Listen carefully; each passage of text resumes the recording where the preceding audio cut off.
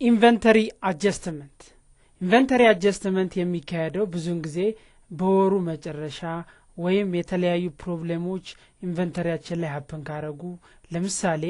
አንድ ኢንቨንተሪ ሽጠን ይመለስብናል ከተመለሰው ያ የተመለሰው ኢንቨንተሪ ዳሜጅ ሆኖ ከሆነ ስቶካችንን በትክክል አፌክት ስለማያደርግ ወይም በወሩ መጨረሻ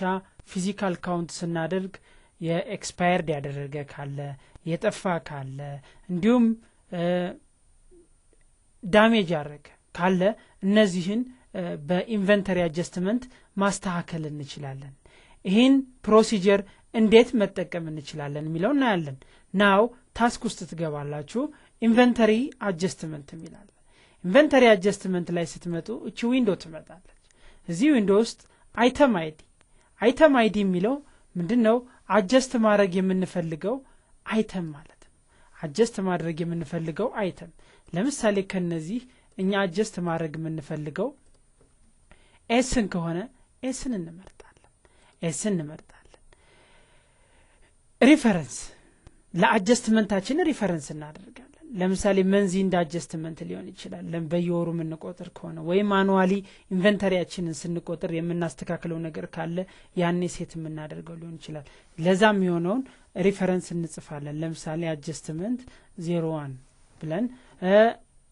adjustment date at the end of the month ከሆነ at the end of the month now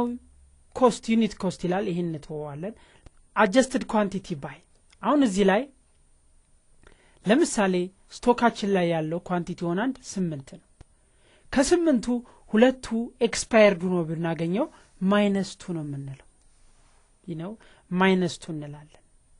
-2 ማለት ሪዝኑ ኤክስፓየርድ ከሆነ expired damage ከሆነ damage እያልን እንጽፋለን ማለት ነው እዚህ ላይ እና ኔጌቲቭ ካረግን ኮንትራ ኦፍ ኢንቨንተሪ ነው ይቀንሳል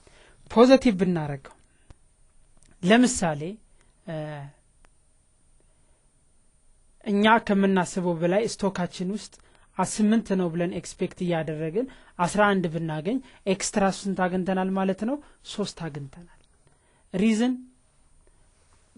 ያው በቆጠራ ጊዜ ትርፍ የተገኘ እንትኑ እስኪታወቅ ድረስ ምንጩ እስኪታወቅ ድረስ ሪከርድ አድርገነው በኢንቨንተሪ መልክ ወደ ስቶካችን እናስገባዋለን ፖዚቲቭ ካደረግን ስቶካችንን ይጨምረዋል ኔጌቲቭ ካደረግን ስቶካችንን ምን ያደርገዋል ይቀንሰዋል እዚህ ላይ በመንሞላው ጉዳይ እንትን ማድረግ ይኖርብናል ማለት ነው ይሄ ምን ማለት ነው ኢንቨንተሪ